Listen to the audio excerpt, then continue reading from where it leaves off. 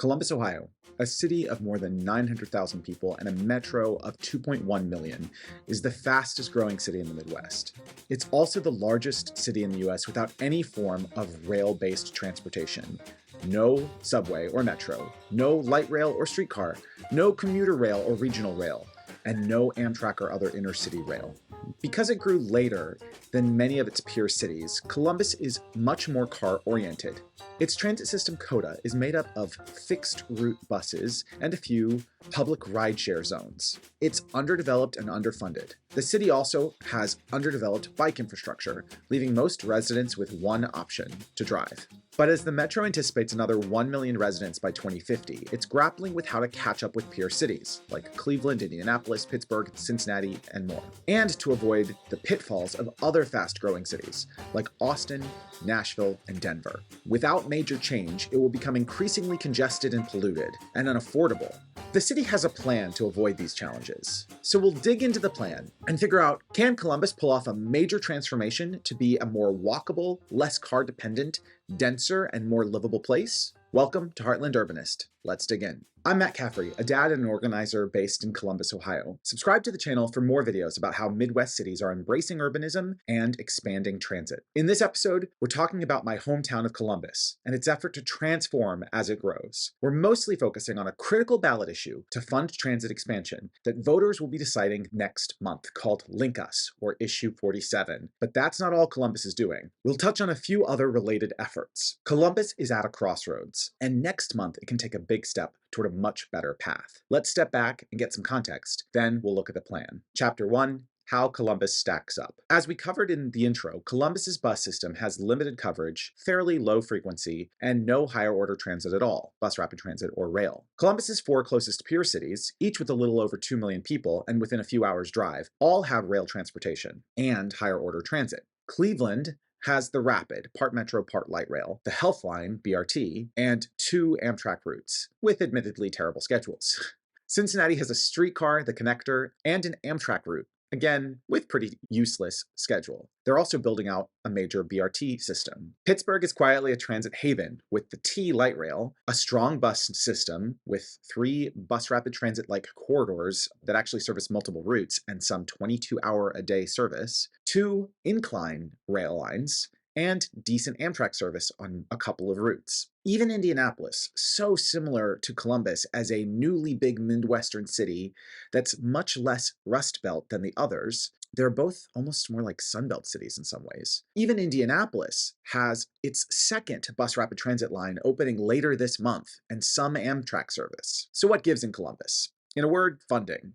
Columbus simply has invested far less in its transit system, long viewed as only for those too destitute to own a car. The service hasn't garnered the political support and thus funding at the state or local level that it needs. With extremely lackluster state support well below Pennsylvania or Michigan, Columbus also has about half the local funding that Cleveland's system has, and none of its legacy of decades of investment, and a lot less than Cincinnati as well. Those vastly different transit maps make a lot more sense now, don't they? Chapter 2, the other path. Okay, but so what? Columbus is a car city. Is that bad? Well, yes! If you've got a reliable car, maybe things are okay now. Congestion has been getting worse, but you can still get around Columbus pretty easily today. But as Columbus continues to grow quickly, it's worth looking at other cities that have grown quickly without investing in significant transit, active transportation, and more density, putting people and the things they need to do closer to one another. First up, Austin. It's a state capital, a big college town, in a big state that doesn't believe in investing in transit. Sound familiar? Yeah, Austin has been down this path. 15 years ago, in 2009, Austin had 1.3 million people. Today, it's 2.3 million people. But the city largely ignored transit funding, instead opting for the one more lane bro approach. Today, Austin is locked in gridlock and housing costs have exploded as folks compete more and more to be close in and avoid spending their lives in their car. Austin knows that this approach isn't working. That's why, in 2020, voters approved Project Connect, a $7.1 billion plan to build 2 light rail lines, 3 bus rapid transit lines, and a commuter rail line. Sadly, the initial plans have been scaled down due to cost overruns. It's expensive to wait until your city is desperate to build transit. The initial plan called for a downtown transit tunnel with multiple underground stations. That plan has been scrapped, and now the entire project is embroiled in legal challenges that threaten to derail it entirely or at least badly delay it. What a mess. Next, Nashville, another state capital and college town with a state that refuses to fund transit. Nashville has been growing fast, but it's sprawling further and further without transit, and it's paying dearly. After an ambitious transit plan was defeated in 2018, the right-wing group Americans for Prosperity, which is primarily funded by the oil and gas industry, spent heavily to defeat the plan. The city is voting on a scaled-back plan this year. In the meantime, the median home price in Nashville is up 42%, and average commute lengths are some of the worst in the nation, especially for a city of its size. Finally, Denver, state capital, growing fast, super unaffordable, very congested, and scrambling to catch up yet again. They're building light rail and BRT, but only now that it's harder and much more expensive for the city to do so. The city's Fast Tracks plan, approved by voters in 2004 when Denver was about the size Columbus is today, includes commuter rail, light rail, and bus rapid transit. But the plan has faced significant challenges and delays and may not be fully implemented until the 2040s. While Denver is investing in transit, its plans have taken too long to implement and have been slow to be adopted by residents, with no clear impact on people choosing to take transit instead of driving. Okay, so that's enough. If Columbus doesn't want to wake up in 25 years and realize that it's stuck in sprawly, polluted, unaffordable mess, it's got to tackle these challenges head on now. But luckily, city leaders have a plan. Chapter 3, the LinkUs Vision. The city's transit plan is called LinkUs. It would add 5 bus rapid transit lines and increase bus frequency by 45%, critical to provide the frequency to make the current network more usable. And it would add 500 miles of sidewalks and bike paths. Let's take each piece one at a time. The bus rapid transit line would be a major step up from our current system. Rather than a sign on the side of the road that a bus pulls up to every 40 minutes, this would be almost like light rail. Dedicated stations would be raised to the same level as the bus to make boarding easier and faster, as well as off-board payments so that passengers can board through every door. The vehicles themselves will be significantly longer than current buses, with bike storage and other amenities on board, including Wi-Fi. Buses will have signal priority and dedicated lanes along much of the routes, allowing them to zip past traffic. And stations will be placed further apart, allowing buses to get up to speed and stay there, again, significantly reducing travel times. And these buses will come more frequently, at least every 15 minutes. The first 3 routes will connect across the whole metro area east to west, through some of the neighborhoods that most need good transit service, as well as right by Capital University, and along the Northwest Corridor, connecting many of the region's largest employers, including Ohio State University, Battelle Laboratories, Riverside Hospital, and into the suburb of Dublin, which has a ton of major employers. They'd converge in downtown and allow for easy transfers between lines and connections to many other destinations and amenities. 2 more lines would be added later. This is an ongoing funding source, allowing the city to keep building. One would connect downtown to the airport, the popular East End Shopping Center, and New Albany, fast-growing and soon to be home to the massive new Intel plant. Finally, another line would likely run through the south side of Columbus and eventually to Columbus's second airport, which in recent years has become a major employment area itself with many warehouses and related employers. Taken together, this network is fairly comprehensive, and paired with a strengthened traditional bus network and more support for active transportation will make car-free or car-light living far more attainable for people in Columbus. In addition to the bus rapid transit lines, the plan would increase existing bus service by 45%, adding new lines and significantly increasing frequency and extending service hours for existing lines. Don't sleep on what a major difference this would make for people who use the bus today. The plan would also add 8 new public rideshare zones. It's sort of like a public version of Lyft or Uber. Last, the plan would add 500 miles of bike paths and sidewalks. There are major gaps in the city's network today, making it really challenging to bike or walk in the city. We only have about a mile of protected bike lanes today, as an example. This is critical. Experts call this transit-supportive infrastructure.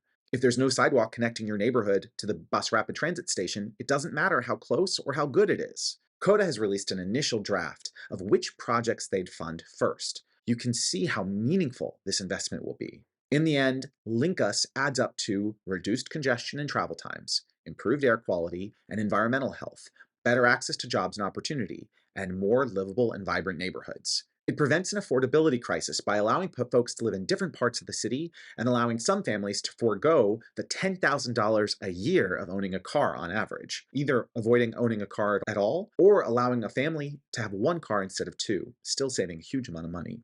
It means making Columbus far more ready to welcome 1 million new neighbors, while also making Columbus a better city for the people who already live here. So that's LinkUs, but let's spend a moment talking about a few other things the city is doing in concert with LinkUs to achieve this broader vision. First, earlier this year, Columbus adopted a major zoning overhaul called Zone In, allowing for dense housing with low or no parking requirements, less setbacks, relaxed height limits, etc., specifically along transit routes, LinkUs, and other frequent bus lines. The city also has a separate plan to expand bike infrastructure called Bike Plus, working in concert with LinkUs for planning and funding. The city has implemented a pilot e-bike subsidy program to make those life-changing bikes accessible to lower-income residents. The city is working on a strategic plan for its park system to ensure more green space and community amenities.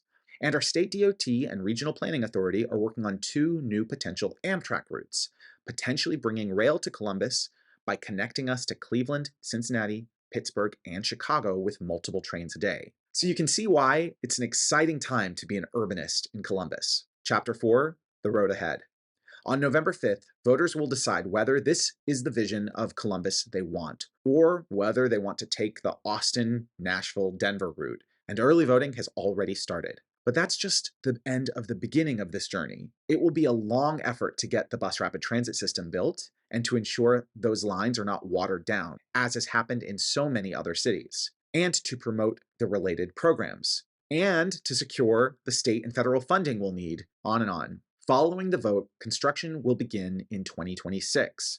The first line will open in 2027. The 2 additional lines will open by 2030, with further lines to come in the future. Also, by 2030, 150 miles of new bike paths and sidewalks would be completed, on the way to 500 miles total by 2050. At each stage, there are opportunities for NIMBYs, folks who say not in my backyard, and other political opponents to gum up the works or withdraw funding. It will take ongoing support from the urbanist community to see this through. If Columbus can sustain the political will, the vision they've outlined would be transformational. Take action. If you live in Columbus, make sure you vote yes on issue 47 by November 5th. You can vote early starting now, vote by mail, or go and vote in person on Election Day. While you're there, vote for champions of transit and urbanism up and down the ballot, especially Kamala Harris and Tim Walz for president and vice president, and Sherrod Brown for the United States Senate. And vote yes on issue 1, which would shift power in the state legislature, which currently massively overrepresents the power of rural voters towards cities by fixing how our district lines are drawn and getting rid of gerrymandering. It would also do the same for U.S. House races. But go beyond voting. Be an advocate for issue 47 for LinkUs. Talk to your friends and family about it, or join a volunteer event to help encourage others to vote and vote for LinkUs. I'll drop a link in the description for how you can get involved. No matter where you live, this election has massive implications for transit and urbanism, so vote and get involved. If you enjoyed this video, press the like button and make a contribution to the channel via YouTube membership or LibrePay so I can make more videos and reach more people. Heartland Urbanist is also available ad-free on urbanist.video, a great open source community. Go check it out. Thanks for watching and see you next time.